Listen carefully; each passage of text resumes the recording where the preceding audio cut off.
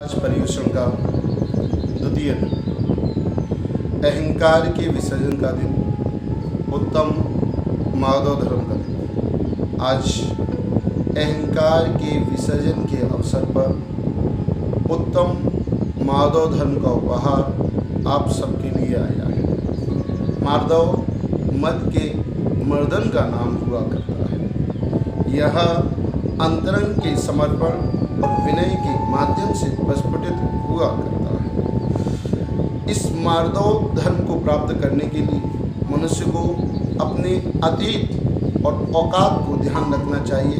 जो अपने अतीत को और औकात को सदैव स्मरण में रखता है वह माधव धर्म को हमेशा ही स्मरण रखा करता है, अर्थात उसके अंदर विनम्रता हुआ करती है, उसके अंदर सरलता हुआ करती है, उसके अंदर सहजता हुआ करती है। माधव कोमलता को देने वाला हुआ करता है, माधव समर्पण को देने वाला हुआ करता है। इसलिए इस समर्पण को अपने जीवन में लाने के लिए हमें अपने अतीत और औकात को सदैव स्मरण में रखना चाहिए। मैंने 4 पंक्तियाँ लिखी हुई हैं। एक गुब्बारों को ही देखो बड़े अद्भुत नजर आते, ये गुब्बारों को ही देखो बड़े अद्भुत नजर आते।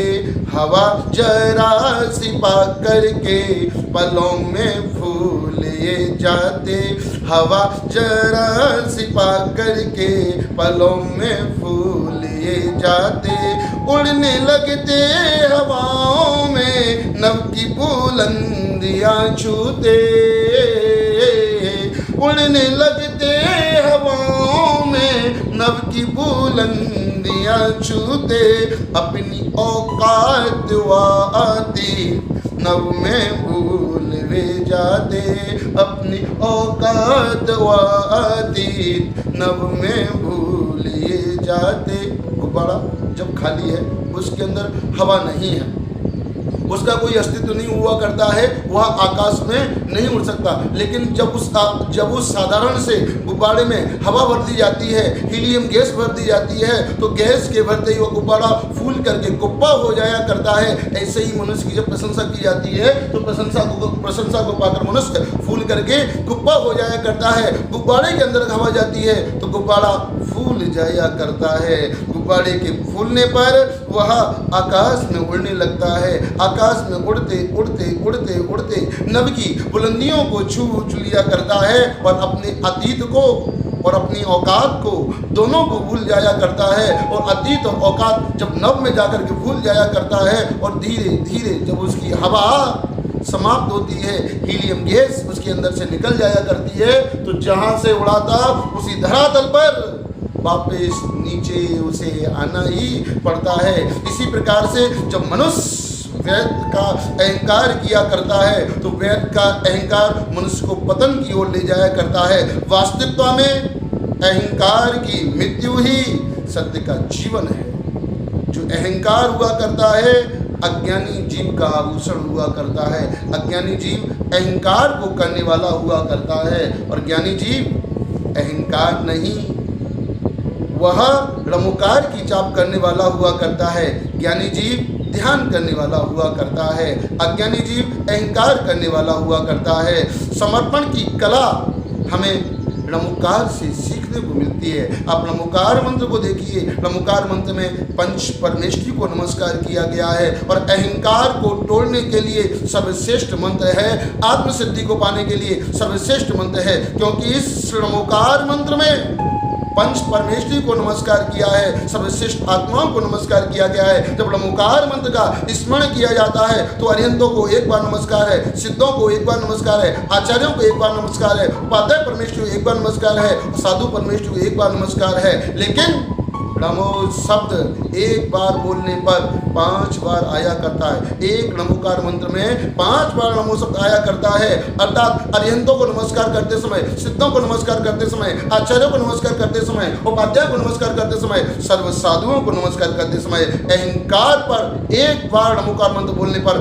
5 बार चोट लगा करती है। अर्थात अहंकार के विसर्जन के लिए नमोकार मंत्र सर्वश्रेष्ठ मंत्र हुआ करता है। णमोकार मंत्र समर्पण की कला सिखाने वाला हुआ करता है। णमोकार मंत्र हमें जीवन जीने की कला सिखाने वाला हुआ करता है। इसलिए यह जो आज का माधव धर्म का दिन आया है, माधव धर्म का दिन हमें विनय सिखाने के लिए आया है, हमें कोमलता सिखाने के लिए आया है, हमें नम्रता सिखाने के लिए आया है, हमें अहंकार के विसर्जन की कला को सिखाने के लिए आया है। इसलिए मैंने लिखा भी है, अहंकार के विसर्जन, अहंकार के विसर्जन से जीवन श्रेष्ठ है बनता। जब अहंकार का विसर्जन हुआ करता है तो इस अहंकार के विसर्जन के माध्यम से जीवन श्रेष्ठ बना करता है। अहंकार का जब तक विसर्जन नहीं होगा तब तक व्यक्ति अपनी आत्म उपलब्धियों को प्राप्त नहीं कर पाएगा। अहंकार जब तक जीवन में पलेगा तब तक व्यक्ति अपने आत्मदर्शन नहीं कर पाएगा, क्योंकि अहंकार और ममकार, अहंकार ममकार की भाषा बोलता है। अहंकार मैंने किया, मैं की रट लगाने वाला हुआ करता है। आज का एक उत्तम धर्म जो आया है, मेरेपन मैं पने की त्याग के लिए आया है, अहंकार के त्याग के लिए आया है। इसलिए उत्तम आर्दव धर्म हमसे कह रहा है, उत्तम मार्दव धर्म कहे शीघ्र करो मत कमर्दन। उत्तम मार्दव धर्म कहे शीघ्र करो मत कमर्दन।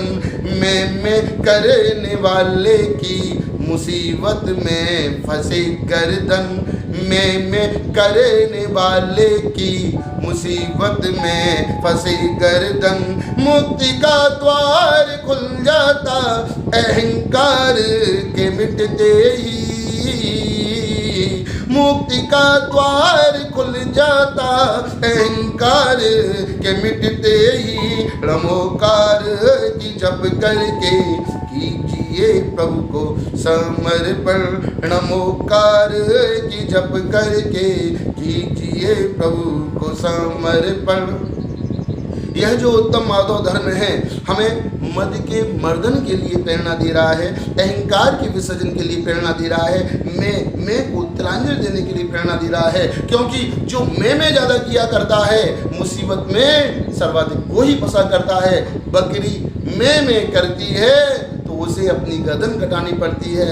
मैं नहीं बोलती है तो मैं ना आराम से दाना चुगती है, अच्छे जीवन को जीने वाली हुआ करती है। जो अहंकार को तिलांजलि देता है मुक्ति का द्वार उसके जीवन में खुल जाया करता है। समर्पण जिसके जीवन में आ जाया करता है, समर्पण करने वाला व्यक्ति जिन दीक्षा को प्राप्त करने वाला हुआ करता है। नमोकार की जब हमारे जीवन में आ जाया करती है तो वीतराग प्रभु की समर्पण की भाषा हमारे मुख से स्वतः ही निकलने लगती है। इसलिए कहा है कि मद में भूले मत फिरो, मद में करो न भूल। मद में भूले मत फिरो, मद में करो न भूल। पहले डोले जात हैं फूले फूले फूल।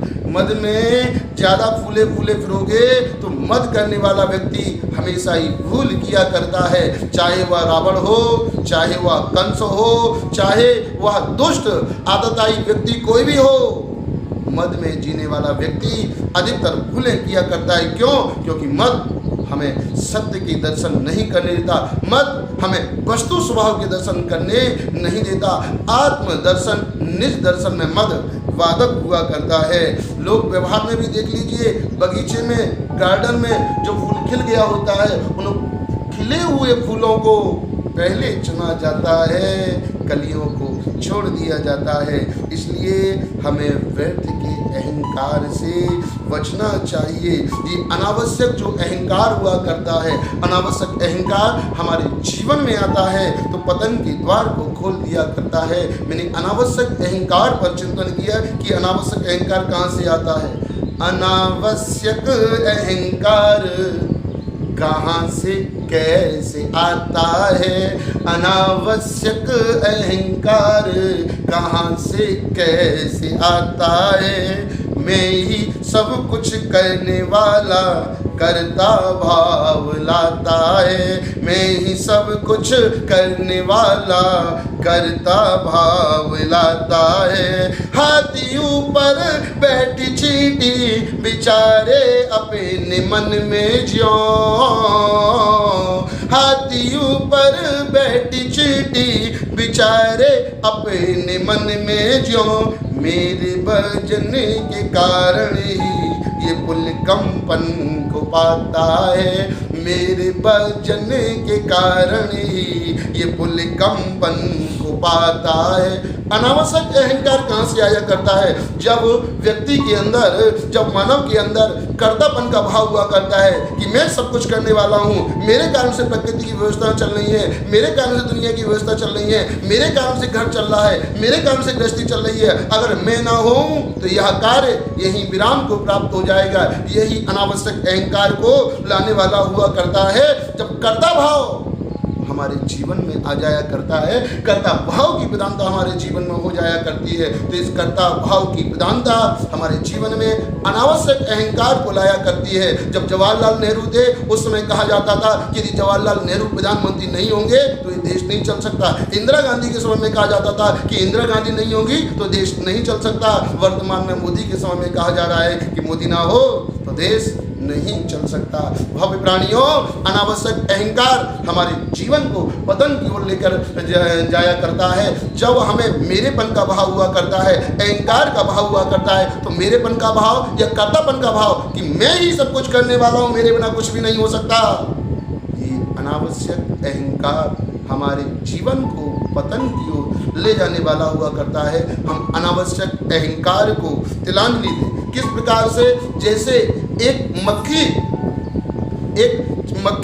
हाथी के ऊपर बैठी है, एक चींटी हाथी के ऊपर बैठी हुई है, हाथी वन में विचरण कर रहा है, विचरण करते करते करते नदी के पास में पहुंच जाता है। नदी को उसे पार करना है, नदी पर पुराना पुल बना हुआ है। जैसे ही हाथी उस पुल पर पैर रखता है तो पुल कांपने लगता है। हाथी का वजन इतना है कि हाथी अपना पैर पीछे खींच लेता है। चींटी जो ऊपर बैठी हुई है, चींटी कहती है हाथी भैया ठहरो, मेरे वजन के कारण से पुल हिल रहा है, डगमगा रहा है, पहले मुझे नीचे उतर जाने दो, फिर तुम पुल पार करना। और हुआ ऐसा ही, चींटी नीचे उतर गई, हाथी ने पुल पार किया, बाद में चींटी ने पुल पार किया। पुल पार करने के बाद चींटी कहती है थैंक गॉड बच गए, अगर हम दोनों एक साथ पुल से गुजरते तो पुल टूट जाता है। ये अनावश्यक अहंकार हमारे जीवन को अहंकार से ही भरा करता है। हमारे जीवन में आत्मदर्शन, निज दर्शन या आत्म कल्याण नहीं करने देता। अनावश्यक अहंकार हमें अपने मुख से ही मियाँ मिट्ठू बना दिया करता है। नीतिकारों ने कहा भी है, कंचन तजना सहज है, सहज त्रिया का ने, मन बड़ाई ईर्ष्या दुर्लभ तजनाई। संसार के वैभव को, कंचन को, सोना को, स्त्री को, धन को, वैभव को तजना आसान है, लेकिन मान बढ़ाई को, प्रतिष्ठा को, प्रशंसा को तजना बड़ा ही कठिन हुआ करता है। जो इस मान बढ़ाई के चक्कर में फंस जाया करता है वह मद के 8 सर्पों के माध्यम से डस लिया जाता है। या ऐसा अष्टफणीय सर्प है, जब यह जीव को डसा करता है तो डसने पर इस प्रकार से उसकी हालत कर दिया करता है कि सोचने विचारने की क्षमता उसकी समाप्त हो जाया करती है। जैन दर्शन में 8 प्रकार के इस दंश को बताया गया है। सर्प एक बार दंश देता है तो एक बार दंश देने पर वह मरण की ओर पहुंचा दिया करता है। लेकिन ये अहंकार के जो दंश हुआ करते हैं, अहंकार के दंश जब हमें लगा करते हैं, 8 प्रकार से अष्टफणीय सर्प जब हमें दंश दिया करता है, तो उन अष्टफणीय सर्प के दंश से हम इस प्रकार से हो जाया करते हैं कि सोचने विचारने की क्षमताएं भूल जाया करते हैं। आत्म कल्याण जो हमारा देह हुआ करता है उसको भूल जाया करते हैं। या ये कहिए कि इन अहंकार के अष्ट दंश जब हमें लगते हैं तो हम अपनी आत्म शांति को खो दिया करते हैं। ये अष्टदंश कौन से हैं? तो कहा गया है कि पहला दंश ज्ञान का दंश हुआ करता है, ज्ञान का मद हुआ करता है। ज्ञान का मद जब हमारे जीवन में आ जाया करता है तो ज्ञान के मद में व्यक्ति इस प्रकार से गर्वित होने पर वह अहंकारी हो जाया करता है। अहंकारी व्यक्ति फिर किसी को गिनता नहीं है। ज्ञान के मद में होने पर मैं सब कुछ जानने वाला हूँ तो मैं आता क्या है, इस प्रकार से अहंकार उसे एकाकी बना दिया करता है। दूसरा मत पूजा का मत हुआ करता है, मेरी जग में कितनी प्रतिष्ठा है, इस प्रकार का मत हुआ करता है। तीसरा मत कुल का मत हुआ करता है कि मेरा जन्म उच्च कुलों में हुआ है। तो चौथा मत जाति का मत हुआ करता है, तुम जानते क्या हो, मेरी मामा को, मेरे नाना को, उनका क्या वैभव है, उनकी क्या प्रतिष्ठा है, एक फोन लगाना, एक मोबाइल लगाना है, तुम सबके दांत खट्टे हो जाएंगे। नाना प्रकार से एक बल का मत हुआ करता है, अपनी ताकत का मत हुआ करता है, ये भी हमें पतन को ले जाने वाला हुआ करता है। एक रिद्धि का मत, साधुओं में मंत्र आदि के माध्यम से जो रिद्धियां उन्हें प्राप्त हुई हैं, और श्रावकों में धन वैभव आदि की प्रचुरता के माध्यम से जो उनका प्रभुत्व हुआ करता है, ये सब रिद्धि का मत कहलाया करता है। एक तप का मत हुआ करता है, मेरे जैसा तप करने वाला है कौन, सर्वश्रेष्ठ तप को करने वाला हूँ। इस प्रकार का ये अहंकार भी हमें पतन की ओर ले जाने वाला हुआ करता है। और आखिरी शरीर की सुंदरता का, रूप का अहंकार हुआ करता है। ये सभी अहंकार के दंश हमें पतन की ओर ले जाने वाले हैं। यदि आपके पास में अच्छाई है तो सारी दुनिया प्रशंसा करेगी। हीरे को कभी नहीं बोलना पड़ता है कि मेरा मूल्य लाखों में है, करोड़ों में कहा भी है, बड़े बड़ाई ना करें, बड़े न बोले बोल, हीरा मुख से कब कहे लाख हमारा बोल। बड़े लोग अपने मुख से अपनी बड़ाई नहीं किया करते हैं। हीरा बहुमूल्य हुआ करता है तो उसे कभी अपने मुख से नहीं कहना पड़ता है कि मेरा लाखों में मूल्य है, मेरा करोड़ों में मूल्य है। प्रभु के चरणों में हम इतनी ही भावना बहाएं कि हे प्रभु, तेरे चरणों में मेरा समर्पण है, ये अहंकार मेरे जीवन से निकल जाए। किसी नीतिकार ने, शायरीकार ने लिखा भी है, खुदा मुझको ऐसी खुदाई ना दे, प्रभु मुझको ऐसी प्रभुता ना दे कि अपने सिवा मुझको कुछ दिखाई ना दे, कि अपने सिवा मुझको कुछ दिखाई ना दे। अहंकारी व्यक्ति को मात्र मैं दिखाई देता है, मेरापन दिखाई देता है, मेरी वस्तु दिखाई देती है। लेकिन जिसकी दृष्टि में अनेकांश बात हुआ करता है, जिसकी दृष्टि में समर्पण हुआ करता है, वह प्राणी मात्र के हित की, भलाई की सोचता है। वह अपनी प्रशंसा नहीं, वह दूसरों का गुणगान किया करता है। अहंकार से बचने के लिए हमें धर्म की और धर्मात्मा व्यक्ति की प्रशंसा करनी चाहिए। अहंकार से बचने के लिए हमें गुणी व्यक्तियों की प्रशंसा करनी चाहिए। अहंकार से बचने के लिए हमें दूसरों की अच्छाई के दर्शन करने चाहिए। इस प्रकार के भाव हमारे आएंगे तो अहंकार दूर जाएगा, नहीं तो ऐसी हालत हो जाएगी जैसे एक बार एक दार्शनिक भोजन करने के लिए बैठा, उसकी माँ रोटियां बना रही थी। वह देखता है कि माँ चकले पर रोटी लोई रखती है और लोई रख करके, बेलन रख करके रोटी को बेलती है, तो बेलन घूमता जाता है और रोटी भी गोल आकार को लेती जाती है। उसे उसके मन में चिंतन चलता है कि ये जो रोटी है, लोई से रोटी बन गई है, अहंकार में इतरा रही, क्योंकि रोटी को जब बेला जाता है तो वह गोल गोल घूमने लगती है। ये रोटी बनाने वाले की कला हुआ करती है, तो घूमने लगती है। उस घूमने को दार्शनिक ने चिंतन दिया है कि रोटी अहंकार में इतरा रही है, कह रही है, तवे से कह रही है कि देखो मैं कितनी छोटी थी और कितनी बड़ी हो गई। तवा अभी चुप है, उस रोटी को आकार लेते ही उसके तवे के ऊपर डाल दिया जाता है, गर्म तवे पर डालता है, गर्म तवे तप जाती है, सिक जाती है, और सिकने के बाद में जब वह दूसरों की थाली में जाने को तैयार होती है तो तवे से उठने से पहले तवा उस रोटी से कह रहा है, दार्शनिक का चिंतन चल रहा है, तवा रोटी से कह रहा है कि देखो तुम लोई से रोटी बन गई, बहुत शीघ्र, बहुत जल्दी तुमने उन्नति की, लेकिन तुम्हारी उन्नति शाश्वत नहीं है, दीर्घकालिक नहीं है। मेरा आकार बहुत समय से है, दीर्घकाल तक रहेगा। मेरा अस्तित्व ऐसा है, लंबे समय तक रहेगा, लेकिन तुम्हारा अस्तित्व बहुत अल्प समय में थोड़े से बड़ा हुआ और अब भोजन करने वाले की थाली में जाएगा तो तुम्हारा आकार और अस्तित्व दोनों मिट जाएगा। अंत में इतना ही कहूँगा कि जो अकड़ता है यमराज उसे जल्दी पकड़ता है। यमराज की पकड़ से बचाना है और मुक्ति महल की ओर अपने कदम बढ़ाना है तो मार दो धर्म को अंगीकार कर लीजिए। थोड़ी सी नम्रता, थोड़ी सी विनम्रता अपने जीवन में लेकर के आइए, हृदय को कोमल बनाइए। ये मार दो धर्म आपके जीवन में आएगा तो आपका जीवन खुशियों से भर जाएगा, आपके जीवन में शांति का प्रादुर्भाव अवश्य ही होगा।